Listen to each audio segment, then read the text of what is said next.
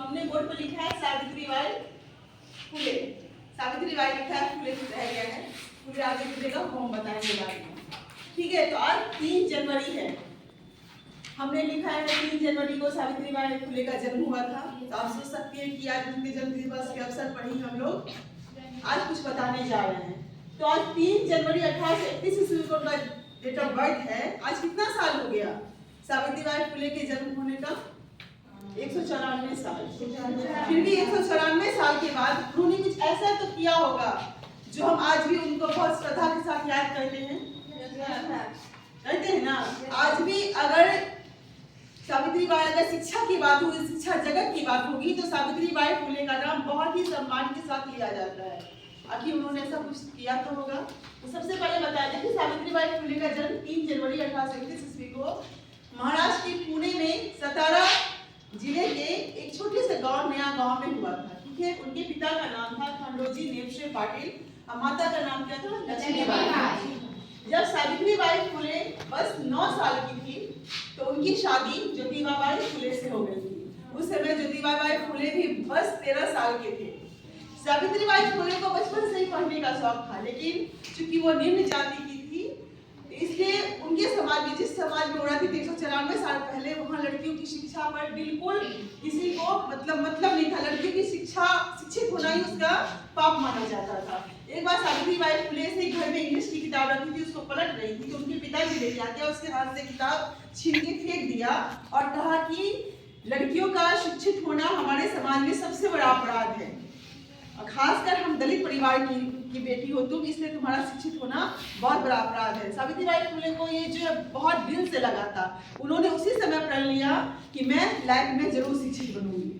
ठीक है, जब हम कोई चीज ठान लेते हैं तो वो चीज हमारे लिए ये मतलब हमको समय परिस्थिति भी मिलनी चाहिए। लेकिन संजोग देखिए कि ज्योतिबाबाई फुले 13 साल के थे जिस समय उनकी शादी हुई थी, वो बस 3री कक्षा में पढ़ते थे। और जब सावित्रीबाई फुले से उनकी शादी हुई थी, सावित्रीबाई फुले बिल्कुल अनपढ़ थी, वो कुछ भी नहीं जानती थी, लिखना पढ़ना नहीं जानती थी। लेकिन जब शादी करके आई, उन्होंने अपने पति को कहा कि मैं पढ़ना चाहती हूँ। ठीक है, उनके पति ने उनका बहुत साथ दिया, उनको आगे शिक्षित कराना चाहा। जब सावित्रीबाई पढ़ने के लिए स्कूल जाने के लिए निकली तो समाज में बहुत सारी ऐसी घटनाएं घटी, बहुत सारे अत्याचार उस पर किए गए। जब वो स्कूल पढ़ने के लिए जाती तो लोग क्या करते थे, उस पर कीचड़ फेंकते थे, पत्थर मारते थे, कहते थे कि दलित परिवार की बच्चियों के लिए पढ़ना अपराध है। फिर भी सावित्रीबाई फुले ने हिम्मत नहीं हारी, वो पढ़ना शुरू की और इस तरह वो शिक्षित बनी। उसके बाद उन्होंने पहला लड़कियों का अगर भारत में पहला कोई विद्यालय खोला तो किसने खोला था? सावित्रीबाई फुले और उनके पति जो थे ज्योतिबाबाई ने मिलकर साथ में पहला विद्यालय 1847 ईस्वी में पुणे के विजयवाड़ा में खोला था, जो लड़कियों का पहला विद्यालय था। सावित्रीबाई फुले ने समाज की उस सोच के बीच जहां लड़कियों की शिक्षा को अपराध माना जाता था, जहां समाज में ऊंच नीच का भेदभाव था, लिंग असमानता थी, उस हिसाब में लड़कियों को उन्होंने विद्यालय खोल तो लिया, लेकिन लड़कियां पढ़ने के लिए कैसे आएगी, इसमें बदलाव तो लाना होगा। घर से बेटियों को कैसे निकाले, कुछ कर करके जिस बच्चों को घर से निकाल के पढ़ने के लिए भेजने लगी, खुद भी विद्यालय जाती थी, तो क्या होता था, समाज के लोग होते थे अपने घर से कूड़ा कचरा गंदा जितना भी होता था, कीचड़ गोबर, उसके कपड़े पर फेंकने लगते थे। लड़कियों को भी मारते थे, मतलब सामने से नहीं लेकिन छुप के मारते थे कि लड़की न जाए पढ़ने के लिए। लेकिन सावित्रीबाई फुले हार नहीं मानी, वो उस विद्यालय की पहली शिक्षिका ही नहीं, वहाँ की प्रिंसिपल भी बनी। वो जब विद्यालय जाती थी पढ़ाने के लिए तो वो अपने थैले में एक साड़ी लेकर जाती थी, ताकि रास्ते में कोई भी उसके कपड़े को गंदा कर दे तो विद्यालय जाके वो कपड़े बदलती थी और तब वो पढ़ाना शुरू करती थी। इस तरह से उसकी संघर्ष की कहानी शुरू हुई। सावित्रीबाई फुले ने सिर्फ लड़कियों की शिक्षा पर ही ध्यान नहीं दिया, बल्कि समाज में जो दलित वर्ग के लोग थे, जो बिना पढ़े लिखे लोग थे, उनकी शिक्षा पर भी उन्होंने ध्यान दिया, क्योंकि उनका मानना था कि जब तक हमारा समाज शिक्षित नहीं होगा, हमारी बेटियां शिक्षित नहीं होगी, हमारे समाज में कोई भी परिवर्तन नहीं हो सकता, जो आज भी है। उस समय जिस समय समाज में इतनी दखलंदाजी सोच थी, इतना ज्यादा अंधविश्वास था समाज में, मतलब वर्ग विभेद बहुत था, लिंग असमानताएं बहुत थी, महिलाओं पर अत्याचार बहुत किए जाते थे, महिलाओं की शिक्षा पर कोई ध्यान नहीं दिया जाता था। उस समय सावित्रीबाई फुले ने समाज में एक सुधार करने की नीति अपनाई और उन्होंने बहुत ही कम समय में, 1 वर्ष में सबसे पहला तो 5 विद्यालय खोले। उन्होंने अपने जितने दिन वो जिंदा रही, उन्होंने 18 विद्यालय खोले। सोच सकती हैं, जो महिलाएं अनपढ़ थी, जिस समय उसकी शादी हो गई, बस वो 9 साल की थी और उन्होंने अपने जीवन में 18 विद्यालय खोले। 18 विद्यालय के साथ साथ उन्होंने अनाथ आश्रम भी खोला एवं दलित एवं निरक्षर वर्ग के लोगों के लिए, जो वृद्ध गर्भवती महिलाएं होती थी, उन लोगों के लिए भी उन्होंने क्या किया था, एक आश्रम खोला था जहां वो रह सके। इस तरह से बहुत सारे समाज सुधार के उन्होंने काम किए थे। एक सिंपल महिला होके, दलित परिवार की महिला होके अगर कोई कुछ करना चाहता है तो समाज में बहुत सारी बेड़ियां होती है। आज भी हमारे समाज में हम सोचते हो कि कोई बहुत कुछ करना चाहते हैं लेकिन नहीं कर पाते हैं। 194 साल पहले की घटना देख लो, उस समय दलित परिवार की महिला के लिए कितना संघर्ष में होगा। लेकिन मैं आपको यही कहना चाहती हूँ कि वो महिला उस समय भी नहीं डरी, नहीं घबराई, क्योंकि उनकी सोच जो थी सही थी, अपने समाज के लिए थी, अपने देश के लिए थी। जब हम किसी भी काम को करने के लिए आगे बढ़ते हैं, अगर हमारी सोच सही होती है, अगर किसी भी काम को करने का हम संकल्प ले लेते हैं, उस काम को हम जरूर कर सकते हैं, भले हमारे रास्ते में कितनी भी बाधाएं या कठिनाई क्यों ना आए, ये हम पे निर्भर करता है। देखिए आज हम आप जैसी बच्चियां जो है, थोड़ा सा कुछ हुआ नहीं कि बस आपस में लड़ाई, आपस में डिस्कशन, आपस में कुछ ये कहते हैं, बड़े आप ये काम हम कर नहीं करेंगे, हमको ना फलाना काम कर दिया, है ना। देखिए आप सोच सकती हैं कि उस समय महिला जब पढ़ाने के लिए निकलती थी, उसके ऊपर गोबर फेंक दिया जाता था, मलमूत्र फेंक दिया जाता था, फिर भी उन्होंने हार नहीं मानी। किन के लिए? उन लड़कियों के लिए, उस समाज की बेटियों के लिए, क्योंकि वो देखी थी कि अगर मैं पढ़ी नहीं हूँ तो मेरी उम्र कम उम्र में ही शादी हो गई। बाल विवाह ही हुआ था, 9 साल की उम्र में क्या है, दोनों आदमी तो वही थे। उन्होंने बाल विवाह के खिलाफ भी बहुत आंदोलन चलाया। और जिस समय समाज में जातिवाद इतना था, जातिवाद के प्रति इतना दखल से सोच था, उस समय उन्होंने क्या किया था, अंतर जातीय विवाह को बढ़ावा दिया था। अंतर जातीय विवाह समझती हैं? दो जाति के बाहर, जैसे हम छोड़िए मुस्लिम से शादी कर लिए, ब्राह्मण से शादी के, उसी को कहते हैं हम लोग अंतर जातीय विवाह। उस समय उन्होंने अंतर जातीय विवाह को बढ़ावा दिया और शोधक समाज की स्थापना उन्होंने की थी, जिसमें पंडित जो होते थे वो या बिना दहेज की शादी होती थी। वो शादी क्यों होती थी? कि अंतर जातीय विवाह को लेकर होती थी। अगर इस जाति का लड़का अच्छा है, इस जाति की लड़की अच्छी है, मतलब उन लोगों का आपस में करवा के उसको शादी करवा देते। इससे क्या होता था, दहेज प्रथा उस समय भी थी तो उसको धीरे धीरे कम होने लगा। जब अंतर्जातीय विवाह होती है तो क्या होता है, दहेज की स्थिति कम होती है। अब तो पढ़े लिखे लोग जो होते हैं अंतर्जातीय विवाह करते हैं। भले लव मैरिज में बच्चा अगर पसंद कर लेता है दो कास्ट, तुम देखोगे अभी भी अगर लड़कियां भी जॉब कर रही है बाहर में, लड़के भी जॉब कर रहे हैं, हो गया तो लोग आजकल शादी होती है, माता पिता करते हैं, क्योंकि हमारी सोच बदली है। लेकिन अभी भी हमारी सोच उतनी नहीं बदली है। तो मैं आपको यही कहना चाहूंगी कि सावित्रीबाई फुले और उनके पति ज्योतिबा फुले ने साथ मिलकर सारा काम किया। ऐसा नहीं था कि सावित्रीबाई फुले पढ़ना चाहिए तो उनके पति सिर्फ पढ़ा दी, उनका साथ नहीं दिए। जहां जहां सावित्रीबाई फुले ने संघर्ष किया, जिस क्षेत्र में भी उन्होंने संघर्ष किया, उस क्षेत्र में उसके पति ने उनका साथ दिया। और खासकर उन्होंने क्या किया था, जब उस समाज में उस समय छुआछूत की बहुत ज्यादा बीमारी थी, लोग अछूत जो जात के होते थे, दलित परिवार के लोग होते थे, उनको अपने गलों पे पानी भी नहीं भरने देते थे। तो उन्होंने क्या किया था, अपने घर में एक कुआं खुदवाया था जहां दलित लोग आके पानी भरते थे। इसके खिलाफ भी उन्होंने बहुत, मतलब जब वो कुआं खुदवाई और दलित लोग उनके घर पे आके पानी भरने लगे तो समाज में बहुत ज्यादा लोग इसके खिलाफ हो गए कि उसके घर में अछूत लोग जा रहे हैं, उसको नहीं पानी भरने दे। लेकिन उन्होंने क्या किया, सबका विरोध किया।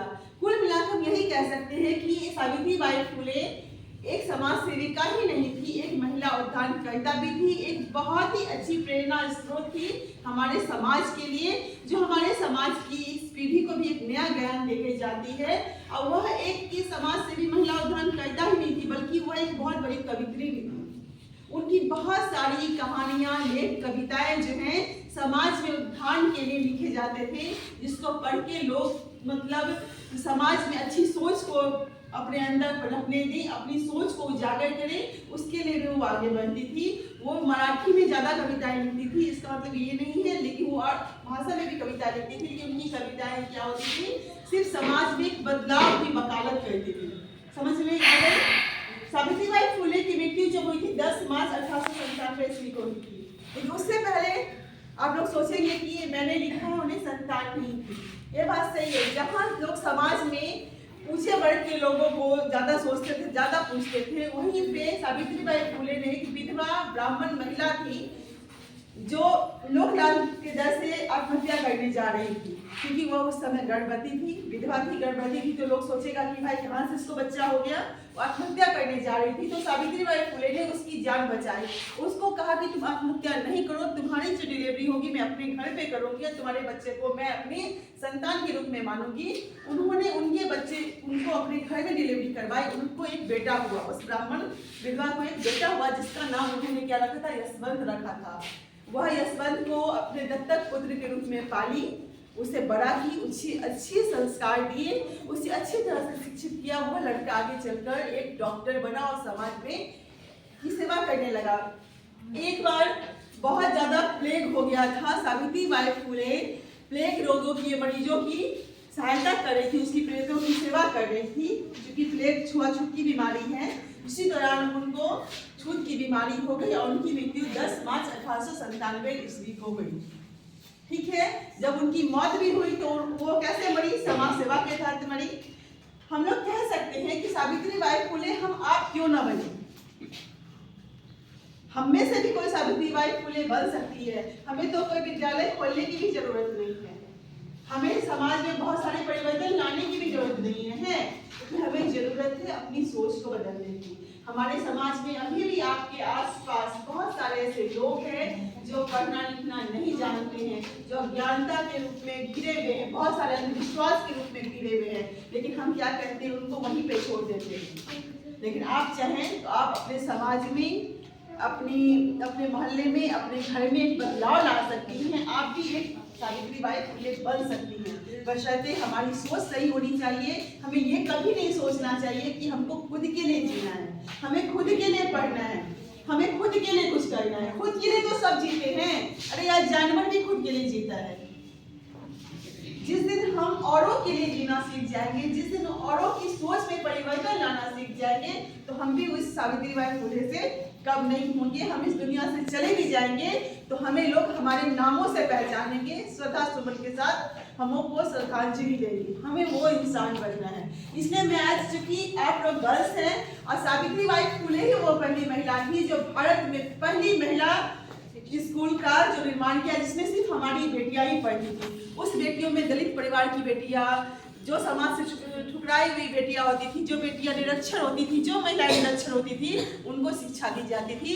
इसलिए आप लोगों को सावित्रीबाई फुले के बारे में जानना बहुत ज्यादा जरूरी है, क्योंकि आप भी आज गर्ल्स स्कूल में पढ़ रही हैं। पहली नींव तो किसी ने डाली, तो किसने डाली, सावित्रीबाई फुले ने ही डाली थी।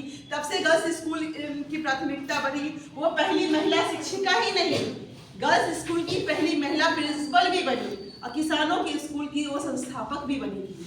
वो एक महिला होकर, जो महिला हम लोग सोच सकते हैं अनपढ़ थी, जब उनकी शादी हुई थी, लोग सोचते हैं हमारी शादी हो गई, हमारा जीवन तो हो गया, लेकिन हमारी सोच उन्नत होनी चाहिए। ठीक है, कुछ सवाल मैं आप लोगों से पूछूंगी, अगर आप लोग समझ गए होंगे तो जरूर बताएंगे। ठीक है, आप खड़े हो जाइए। स्वाति, सावित्रीबाई की जब शादी हुई थी तो वो कितने साल की थी? 9 साल। वो कितनी पढ़ी लिखी थी? वो कितनी पढ़ी लिखी थी? 9। हरिप्रिया खड़ी हो जाएगी। वो कितनी पढ़ी लिखी थी जब उनकी शादी हुई? अनपढ़ थी। उनके पति की उम्र क्या थी? 13 वर्ष। वो कितने पढ़े लिखे थे? वो तीसरी कक्षा में थे। वेरी गुड, बैठ जाइए। सावित्रीबाई फुले ने कितने विद्यालय खोले थे, कोई बताएगी? हाँ। नहीं, आप बताइए। 18। सबसे पहले एक वर्ष में उन्होंने कितने विद्यालय खोले थे?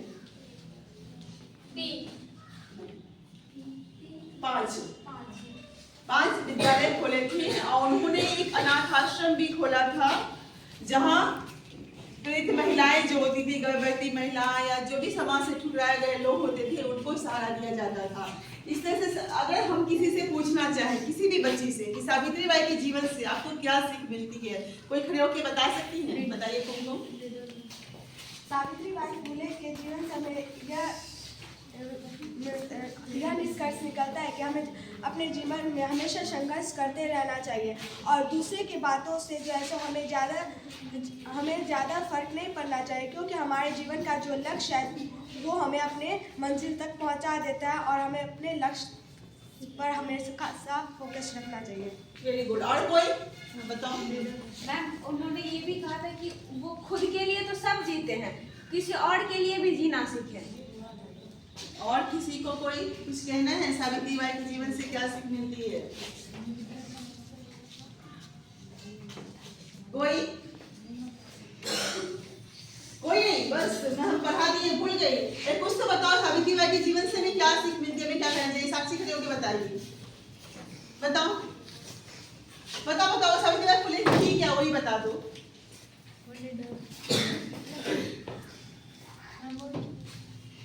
सावित्री बाई एक महिला थी जो कि वो अनपढ़ थी। वो अपने शादी से पहले नहीं पढ़ पाई थी। जब उनका शादी हो गया था, उनका शादी मात्र 9 वर्ष में ही हो गया था।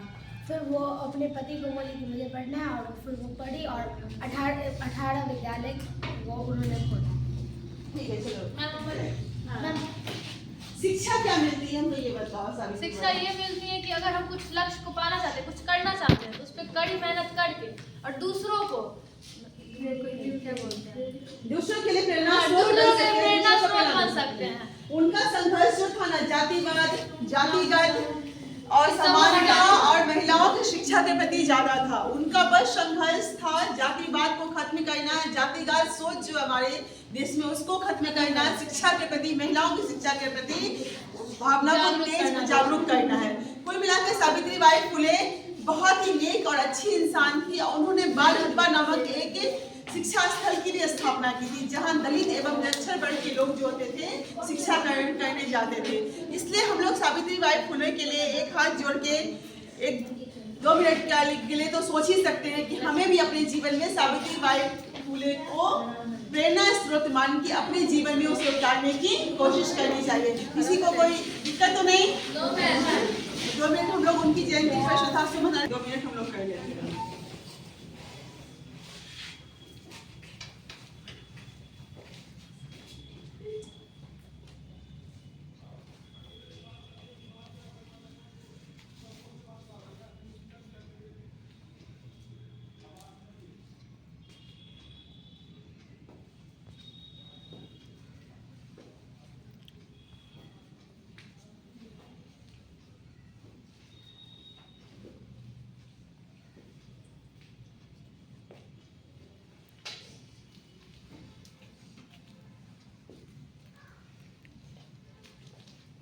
खोल लेते हैं आँख और हम आप बैठ जाइए अपने अपनी जगहों पे। और आप लोगों से यही कहेंगे कि आप लोग भी जीवन में एक अच्छी और सच्चे इंसान बने, और खुद ये भी सोचिए, खुद भी पढ़ें, औरों को भी पढ़ाएं। इस मुहिम में हमेशा आप लोग आगे बढ़ें और एक अच्छे इंसान के रूप में पनप कर आएं। धन्यवाद।